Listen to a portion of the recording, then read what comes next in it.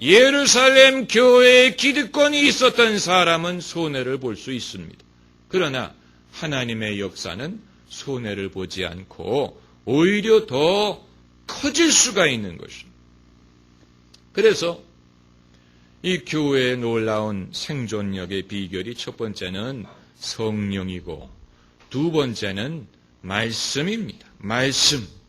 말씀을 가르치고 말씀 배우는 일이 지극히 평범해 보이지만 여러분 여기에는 놀라운 위력이 있습니다. 2000년 전의 초대교회와 지금의 교회에는 예배하는 방식에 많은 차이가 있을 것입니다만은 한 가지 끊어지지 않는 전통, 한 가지 끊어지지 않는 공통점은 그때나 지금이나 말씀을 배우고 가르치는 일을 주력한다는 사실입니다. 말씀을 가르치고 배우는 일, 이것은 2000년 전이나 지금이나 마찬가지고 예수님이 오시는 날까지 변하지 않을 것입니다. 우리는 말씀하면은 이와 같은 공적인 예배에서 신학 교육을 받은 목사가 설교하는 것만을 생각하기 쉽지만 초대 교인들은 그렇게 하지 않고 집에서 모이고 두세 사람이 모이고 먼저 믿은 사람이 나중에 믿은 사람을 가르치는 이런 식으로 말씀을 전하고 말씀을 배웠습니다. 여러분 이 방법은 비용이 들지 않고 특별한 장소가 필요하지 않고 특별한 교육을 필요로 하지 않습니다. 어디서든 언제든 누구든지 할 수 있습니다. 그리고 여기에는 놀라운 능력이 있습니다. 예수님 말씀에 너희 두세 사람이 내 이름으로 모이는 곳에 나도 함께하느니라. 두세 사람이 예수님의 이름으로 모이는 것으로 족합니다. 거기에 이미 예수님이 함께하시고 신비한 믿음의 공동체가 이루어지게 되는 것입니다. 저는 사투리 하는 분들을 보면은 좀 의아하게 생각할 때가 있습니다. 요즘 같은 세상에 다 똑같은 TV 프로를 보고 뉴스를 듣고 똑같은 음악을 듣고 인터넷을 하고 영화를 보는 이 시대에 어떻게 아직도 사투리를 할 수 있을까? 궁금하게 생각하는데 그 이유가 뭔지 아십니까? 가족들이 사투리를 하면 사투리를 배우게 됩니다. 그 말은 사방에서 표준말을 하더라도 나와 가까운 몇몇 사람이 사투리를 하면 나도 그 사투리를 배우게 된다는 얘기입니다. 신앙도 이와 같습니다. 우리가 불신자들의 바다 가운데에 사는 것처럼 보여도 가까운 신앙인 몇 사람이 있어서 그 사람들과 내가 주기적으로 만나고 신앙을 말하고 같이 기도하고 서로 권면하면 내가 불신앙의 바다 가운데 사는 것 같더라도 그 신앙이 나에게 전달이 되고 내가 그 신앙을 유지할 수가 있게 되는 것입니다. 그리스도인들이 로마 제국의 엄청난 핍박을 극복하고 신앙을 지킬 수 있었던 비결이 바로 여기에 있는 것입니다. 요즘에 유행하는 소위 셀그룹이든 G12든 소그룹이든 이런 모든 것이 결국은 같은 데에 뿌리를 두고 있는데 그것은 두세 사람이 모여서 같이 기도하고 믿음을 가르치는 것입니다. 예수님이 그렇게 말씀하셨어요. 너희는 내가 분부한 모든 것을 가르쳐 지키게 하라. 볼지어다 세상 끝날까지 내가 너희와 항상 함께 있으리라. 여러분 이 말씀은 누군가는 호응하게 돼 있습니다.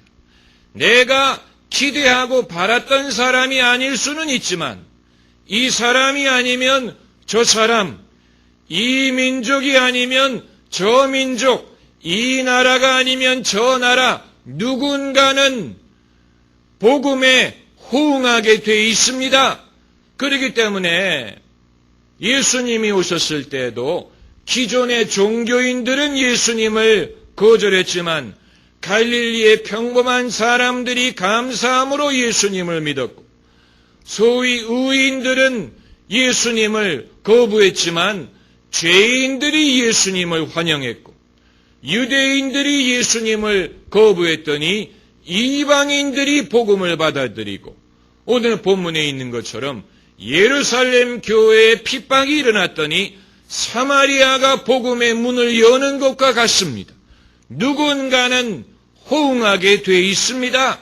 성령은 바람처럼 역사하기 때문에 이 사람이 아니면 저 사람, 이 문이 닫히면 저 문을 여십니다. 여러분, 우리가 분명히 기억할 것은 주님을 믿고 의지하고 주님을 사랑하는 사람에게는 하나의 문이 닫히는 것은 그 문이 닫히는 것으로 끝나지 않고 반드시 하나님께서 다른 5, 6, 7 더 좋은 문을 열어주신다는 사실이에요. 그렇기 때문에 만일 여러분이 어떤 것을 바라고 기대했는데 그것이 바라던 대로 이루어지지 않았다면 그것으로 낙심하면 안 됩니다. 하나님께서는 적어도 당신을 섬기고 영화롭게 하려고 하는 사람에게는 하나의 문이 닫히는 것을 그대로 끝나게 하시는 것이 아니고 하나님이 예비하신 다른 것들이 있어서 그것이 열리게 하십니다. 오히려 내가 바라보던 그 한 문이 닫혔기 때문에 하나님이 예비하신 다른 문이 열릴 수가 있는 것입니다. 이것을 아브라함은 누구보다도 잘 알고 있었지요.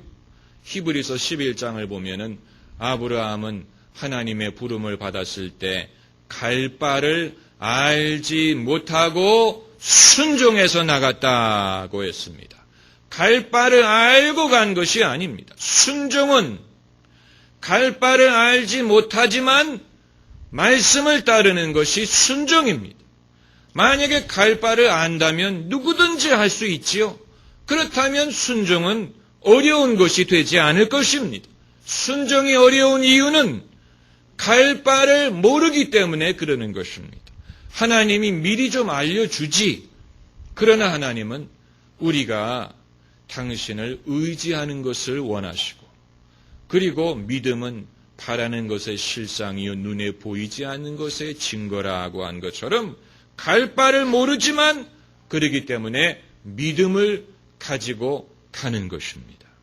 그래서 아브라함이 이삭을 데리고 모리아 산으로 올라갈 때도 이삭이 물어보지 않습니까? 아버지요, 우리가 불은 있는데 하나님에게 제물로 드릴 양은 어디 있습니까? 그때 아브라함이 뭐라고 대답을 해야 될지 모르는 것입니다.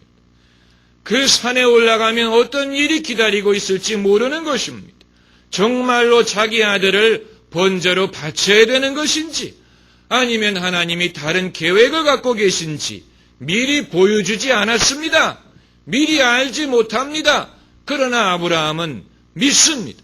하나님은 선하신 분이고 하나님은 나에게 지금까지 선한 것을 주시고 선한 일을 약속하셨다. 그러므로 내가 알지는 못하고 눈에 보이지는 않지만 내가 하나님의 말씀대로 순종하면 반드시 좋은 일이 일어날 것이고 하나님이 나를 실망시키시지 않을 것이다. 그래서 아브라함이 자기 아들에게 대답한 것이 하나님의 산에서 하나님이 예비하시리라.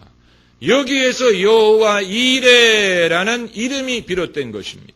하나님은 예비하신다라는 뜻입니다. 그리고 모리아 산으로 올라갔더니 아브라함의 믿음의 고백대로 됐습니다. 그 산에서 하나님이 양 한 마리를 예비해 놓으시고 이삭 대신에 그 양을 하나님께 번제로 바치게 하셨습니다. 아브라함은 불을 준비하고 말씀대로 순종해서 올라가기만 하면 됐습니다. 거기 올라가 봤더니 하나님이 다 예비해 놓고 계셨습니다. 다만 순종해서 올라가지 않았다면 하나님이 예비하신 것을 보지 못했을 것입니다. 여러분, 순종은 끝까지 하는 것이 진짜 순종입니다. 많은 사람들이 순종의 문의는 있어요. 신앙의 문의는 있어요. 문의란 말이 무슨 말인지 모르시는 모양인데, 신앙, 경건의 모습이 있다는 모습, 순종의 모습이 있어요. 그리고 때로는 순종의 언어도 알아요. 그러나 순종은 끝까지 하는 것이 순종입니다. 끝까지 믿음을 지키는 것, 인내하는 것, 끝까지 하는 것입니다. 끝까지 경주도 끝까지 해야 금메달을 받을 수가 있고 멸관을 받을 수 있는 것과 마찬가지입니다. 성경 말씀에 선한 일을 행하다 낙심치 말지니 피곤하지 아니하면 때가 이름에 거두리라. 언제 거둡니까? 때가 이름에 거두리라. 거둘 때가 옵니다. 당장 오지는 않아요. 당장 오지 않아요. 그렇기 때문에 기다리는 것이고, 기다리기 위해서는 믿음이 필요한 것인데, 그래서 오늘 본문에 보는 것처럼 무명에 수고하는 사람들이 많이 등장하지 않습니까? 그 흩어진 사람들 이름을 말하지 않습니다. 많은 익명의 그리스도인들, 흩어진 사람들이 두루 다니며 복음의 말씀을 전할세 사도들만이 복음을 전한 게 아닙니다. 목회자들만이 복음을 전하는 게 아닙니다. 이 일은 모든 사람이 하는 것입니다. 예수님이 제자들에게 너희는 나를 따라오너라. 내가 너희로 사람 낚는 어부가 되게 하리라. 그러나 그 약속이 한동안 이루어지지 않았습니다. 그들은 우리가 언제 사람 낚는 어부가 될까 궁금하게 생각했을 것입니다. 언제 그 약속이 이루어질까? 이제 오순절 성령이 임하시고 그 약속이 이루어지기를 시작하는데, 베드로가 오순절날 설교했더니 그날 회개한 사람이 3,000명이었습니다. 베드로가 설교를 잘해서 그렇습니까? 베드로가 말을 잘해서 그렇습니까? 카리스마가 있어서 그렇습니까? 조직이 잘 돼 있어서 그렇습니까? 프로그램, 시설이 좋아서 그렇습니까? 아니에요. 세상 사람들은 하나님을 목말라 합니다. 진리를 찾습니다. 진짜를 보고자 합니다. 하나님의 향기가 나는 사람을 찾습니다. 우리가 불신앙과 죄가 만연한 이 시대에 순전한 믿음을 간직할 수만 있다면 우리도 하나님에게 귀하게 쓰임을 받을 수 있을 것입니다. 할렐루야. 기도하십시다.